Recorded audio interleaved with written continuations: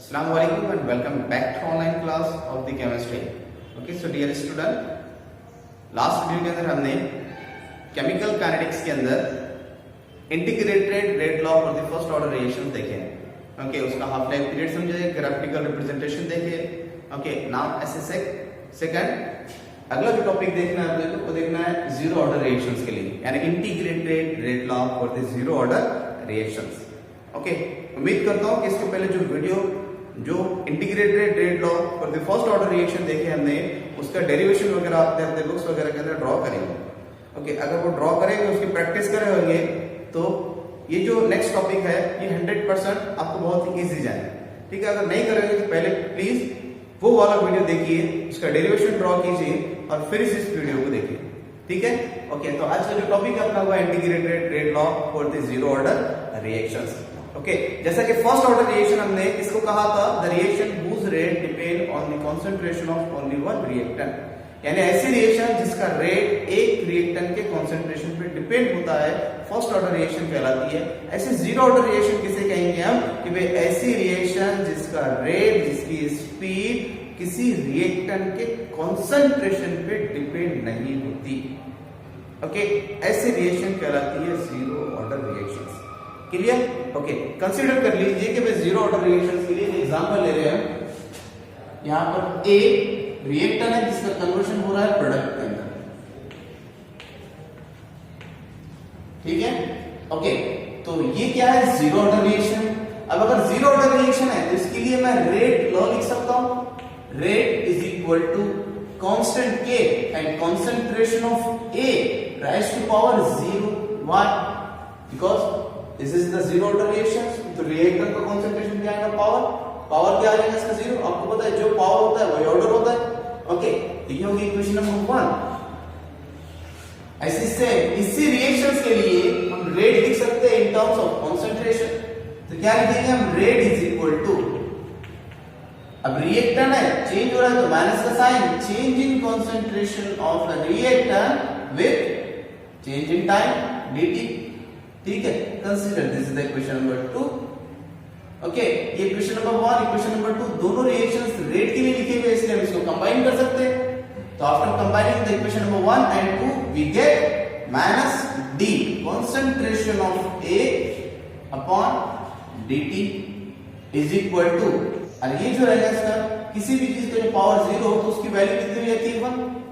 Okay, तो ये हो जाएगा सिर्फ और सिर्फ k. ओके, अगर इसको रीअरेंज करते हैं और माइनस से मल्टीप्लाई करते हैं तो फाइनली क्या मिलेगा हमको, d माइनस माइनस क्या हो जाएगा plus concentration of A, okay, is equal to minus इधर आ जाएगा k इनटू dt. ठीक है. ओके, आपको पता है स्मॉल चेंज है, अपने को लार्ज चेंज के बारे में बात करना है तो क्या करते हैं, इंटीग्रेशन करते हैं. मगर इंटीग्रेशन के लिए लिमिट चाहिए, कंसंट्रेशन के लिए लिमिट चाहिए, और यहाँ पर टाइम है, टाइम के लिए लिमिट चाहिए. तो टाइम के लिए लिमिट क्या है हमारे पास, t. जब जो टाइम 0 था तो उस टाइम पे कंसंट्रेशन कितना था, 0, यानी कंसंट्रेशन इनिशियल कंसंट्रेशन था. और जब टाइम इज इक्वल टू कुछ टाइम हुआ होगा, 5 मिनट 10 मिनट जो भी टाइम है, उस टाइम पे कंसंट्रेशन कितना होगा, concentration at the time t. ठीक है, तो हमारे लिए लिमिट्स आ गई initial to final and 0 to t time के लिए. जब इंटीग्रेट करेंगे हम इसको इस तरीके से लिख सकते हैं, integration concentration of A initial and concentration of A at the time t d concentration A. ठीक है, इज इक्वल टू माइनस और कांस्टेंट इंटीग्रेशन से बाहर निकल जाएंगे, minus k integration 0 to t into dt. Okay, अब यहां से मैथमेटिक्स है, अगर हम इसको सॉल्व करते हैं तो इसको इस तरीके से लिखा जाता है, concentration of A initial concentration and final concentration. ठीक है, इज इक्वल टू माइनस के, और ये क्या हो जाएगा,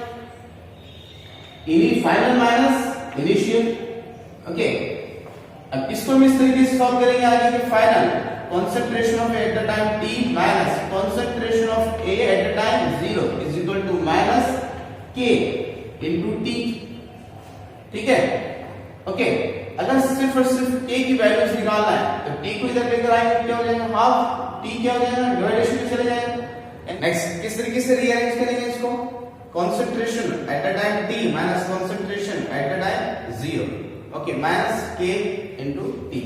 ओके, अगर हम साइन चेंज करते हैं, अगर माइनस से मल्टीप्लाई करते तो ये हो जाएगा प्लस kt, मगर यहां पर साइन चेंज हो जाएगा माइनस का और ये हो जाएगा प्लस।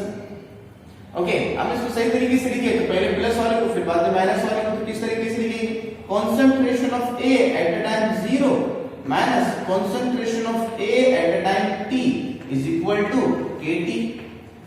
ओके, अगर इससे हम रेट कांस्टेंट निकालते हैं तो k इज इक्वल टू क्या हो जाएगा, concentration of A at the time 0 minus concentration of A at the time t upon t। Okay, this is the integrated rate law for the zero order reactions, clear? Okay, तो ये था हमारा integrated rate law for the zero order reactions. Okay, next topic जो है वो है half life period for the zero order reactions. जैसे कि आपको पता है हमने half life period first order reaction के लिए भी निकाले, ऐसे जीरो ऑर्डर रिएक्शन के लिए निकालना है, ठीक है। ओके, तो जैसा कि हमने अभी थोड़ी देर पहले ड्रॉ किए, the integrated rate law for the first order reaction, that is the k is equal to concentration initial minus final concentration upon t। Okay, तो ये इक्वेशन जो लिखी हमने ये कब थी यानी कौन से टाइम में थी, कि जब टाइम जीरो था तो उस टाइम पे कॉन्सेंट्रेशन जो था क्या था, इनिशियल कॉन्सेंट्रेशन था, और जब टाइम जीरो, जब टाइम कुछ टाइम हो गया, ओके, तो उस टाइम पे जो कॉन्सेंट्रेशन था वो था फाइनल कॉन्सेंट्रेशन। मतलब कि फिर से गेस करना है आपको कि अगर time is equal to half हो एंड t हाफ हो तो उस टाइम में जो कंसंट्रेशन हुआ वो इनिशियल कंसंट्रेशन का हाफ होगा। ओके, बस ये वाली वैल्यू को पुट अप करना है इस इक्वेशन के अंदर। तो नेक्स्ट इक्वेशन जो है इस तरीके से मिलेगी, k is equal to concentration initial concentration minus concentration at the time t, और हाफ टाइम की बात हो रही है तो वो टाइम पे कंसंट्रेशन कितना रहेगा, इनिशियल कंसंट्रेशन के half and initial concentration upon half upon t, और t की एज क्या रखना है अपने को 1/2। ओके, चलिए देखिए कौन सी सिचुएशन है, यहाँ पे 1 माइनस हाफ दिखाई दे रही होगी आपको। अगर ये कंप्लीट है तो ये उसका हाफ है, तो जब इसको हम सॉल्व करेंगे तो आंसर क्या आता है, हाफ। ओके, यानी क्या बचेगा, हाफ इनिशियल कंसंट्रेशन। ओके, तो इक्वेशन किस तरीके से हो जाएगी, k is equal to, okay, initial concentration, तो क्या बचेगा हाफ और अपॉन क्या था t, ठीक है, t हाफ, ठीक है। अगर हम t हाफ की वैल्यू निकालेंगे और k को इधर शिफ्ट करेंगे तो फाइनल आंसर हो जाएगा t half is equal to the initial concentration upon twice k। Okay, जो कि ये प्रूफ कर रहा है the half life period for the zero order reaction is depend on initial concentration, clear? Okay, तो इससे आपको ये याद रखना है जो डिफरेंस बता रहा है किसके बीच में, जीरो ऑर्डर रिएक्शन में और फर्स्ट ऑर्डर रिएक्शन में। फर्स्ट ऑर्डर रिएक्शन का हाफ लाइफ पीरियड कंसंट्रेशन पे डिपेंड नहीं होता है, इसका क्या होता है, डिपेंड होता है। ओके, अब इसके लिए हम फर्स्ट ऑर्डर रिएक्शंस के लिए यूनिट देख लेते हैं, तो यूनिट यहां से कैलकुलेट कर सकते हैं। ओके, तो क्या हो जाएगा, यूनिट क्या है, कंसंट्रेशन अपॉन टाइम से। ओके, और कंसंट्रेशन कैसे लेते हैं, मोल पर लीटर। ओके, तो मोल पर लीटर, या लिख सकते हैं इसको यूनिट की अगर हम बात करें यूनिट, तो क्या हो जाएगा, मोल पर dm क्यूब। ओके, और टाइम है तो इनटू टाइम, तो इस तरीके से हम यूनिट कैलकुलेट कर सकते हैं, ठीक है। तो ये था हमारा वाला टॉपिक आज का जीरो ऑर्डर रिएक्शंस के लिए। ओके, नेक्स्ट अगला टॉपिक देखना है अपने को,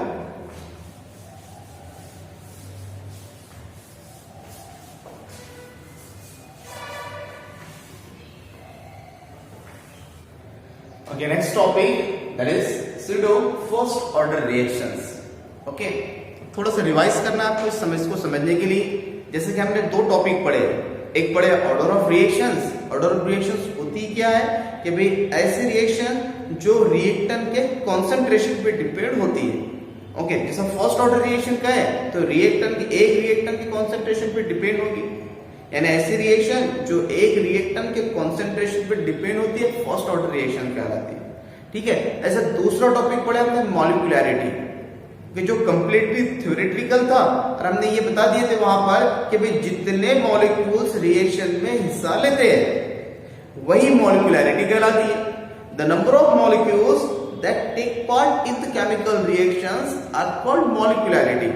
अगर एक मॉलिक्यूल्स टेक पार्ट हो रहा है तो उसको बोलेंगे हम यूनिमॉलिक्यूलर, अगर टू मॉलिक्यूल्स रिएक्शन में हिस्सा ले रहे हैं तो बायमॉलिक्यूलर, ऐसे नंबर ऑफ मॉलिक्यूल्स हिस्सा लेंगे तो वो उनके हिसाब से मॉलिक्यूलरिटी कहलाती है।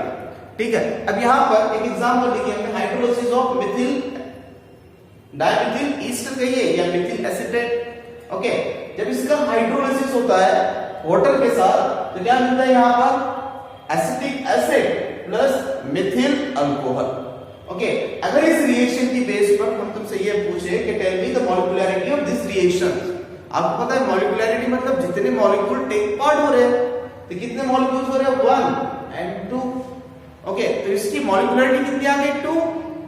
मगर ये जो रिएक्शंस का ऑर्डर है, ये जो रिएक्शंस किस पे डिपेंड होगी, सिर्फ और सिर्फ concentration of Mithil acetate. Okay, अब वो क्यों, क्योंकि ये जो वाटर है हम यहां पर एक्सेस अमाउंट में लेते हैं, बहुत ज्यादा क्वांटिटी के अंदर लेते हैं। जब एक्सेस अमाउंट के अंदर लेंगे तो इसका कॉन्सेंट्रेशन चेंज नहीं होगा, और जब जिसका कॉन्सेंट्रेशन चेंज नहीं होता है हम उसको ऑर्डर के अंदर लेते नहीं है।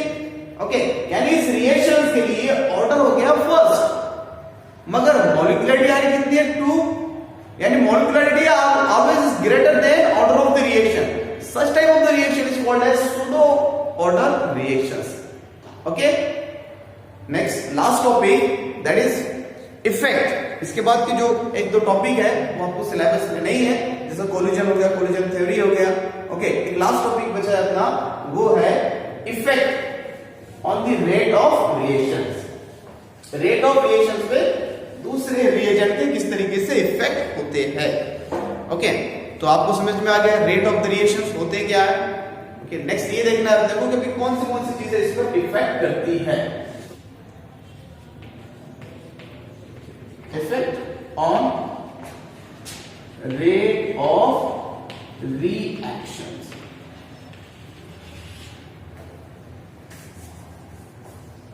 Okay, first of all catalyst, ये बहुत इंपॉर्टेंट है आपके लिए। ओके, अभी तक आप कैटलिस्ट होते क्या है, आज उसका फंक्शन देखेंगे कि वो एक्चुअल में वर्क क्या करते हैं। आपको पता है कि एक ऐसी रिएक्शन है जो विदाउट कैटलिस्ट हो रही है, और एक वही रिएक्शन जो इन प्रेजेंस ऑफ कैटलिस्ट हो रही है।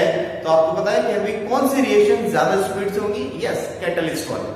ओके, उसके पीछे रीजन क्या होता है, चलिए देख लीजिए। कोई भी रिएक्शन जब होती है तो उसको ना क्या करना होता है कि भाई रिएक्शन का कन्वर्शन, रिएक्टेंट का कन्वर्शन किसके अंदर होता है, प्रोडक्ट के अंदर। ओके, अब प्रोडक्ट में कन्वर्ट होने के लिए उनको क्या करना होता है, एनर्जी ऑफ एक्टिवेशन की जरूरत होती है। ओके, अब ये एनर्जी ऑफ एक्टिवेशन क्या होता है, ये अमाउंट ऑफ एनर्जी होती है जो रिएक्टेंट को इन्वॉल्व होती है, रिएक्टेंट को रिक्वायर्ड होती है ताकि वो प्रोडक्ट के अंदर कन्वर्ट हो जाए। इसको हम ग्राफ के जरिए से इस तरीके से बता सकते हैं कि यहाँ पर रिएक्टेंट है और यहाँ पर क्या प्रोडक्ट है। ओके, तो जब तक ये रिएक्टेंट प्रोडक्ट में कन्वर्ट नहीं होगा, जब तक कि वो ये एनर्जी बैरियर को क्रॉस ना कर ले, और इसी एनर्जी बैरियर को कहा जाता है energy of activation. Okay, consider कर लीजिए कि ए रिएक्शन, एक रिएक्शन हो रही है, ए का कन्वर्शन प्रोडक्ट में हो रहा है। ओके, और उसको यानी ए को प्रोडक्ट में कन्वर्ट होने के लिए 100 किलो जूल एनर्जी लगेगी। Okay, without catalyst. अगर हम ये reaction in presence of catalyst करते हैं तो कैटलिस्ट क्या करते हैं कि ये जो अमाउंट है एनर्जी ऑफ एक्टिवेशन का, इसको रिड्यूस कर देते हैं। और क्या होगा, जिसकी वजह से रिड्यूस होगा तो कम एनर्जी के ऊपर मॉलिक्यूल एक्टिवेट होंगे और प्रोडक्ट क्या मिलेगा, हमको ज्यादा मिलेगा। क्लियर? तो इस तरीके से इफेक्ट होता है कैटलिस्ट का। तो कैटलिस्ट क्या करते हैं, directly rate of the reactions को बढ़ा देते हैं। उसके पीछे रीजन क्या है कि ये एनर्जी ऑफ एक्टिवेशन को क्या कर देते हैं, रिड्यूस कर देते हैं। ठीक है, एक तो ये बात होगी। दूसरी अगर हम बात करते हैं रिएक्शंस के अंदर टेम्परेचर के लेकर, तो टेम्परेचर के दो तरीके से इफेक्ट पॉसिबल है। अगर रिएक्शन एक्सोथर्मिक है मतलब रिएक्शन खुद ही हीट अगर क्या कर रही है वहां से रिलीज कर रही है और उस टाइम पे अगर हम टेम्परेचर बढ़ाते हैं तो क्या हो जाएगा, रेट ऑफ रिएक्शन क्या हो जाएगी, डिक्रीज हो जाएगी। या फिर अगर रिएक्शंस एंडोथर्मिक है और उस टाइम पे अगर हम रिएक्शन के अंदर टेम्परेचर इंक्रीज करते हैं तो रिएक्शंस के लिए क्या होगी, फेवरेबल कंडीशन होगी इंक्रीजिंग द टेम्परेचर, और उसकी वजह से क्या होगा, स्पीड बढ़ जाएगी। ठीक है, तो ये तो थे हमारे topic factor affecting on the rate of reactions. Okay, यहां पर यूनिट होता है फिनिश। ठीक है, नेक्स्ट वीडियो में कुछ और देखेंगे इंशाल्लाह।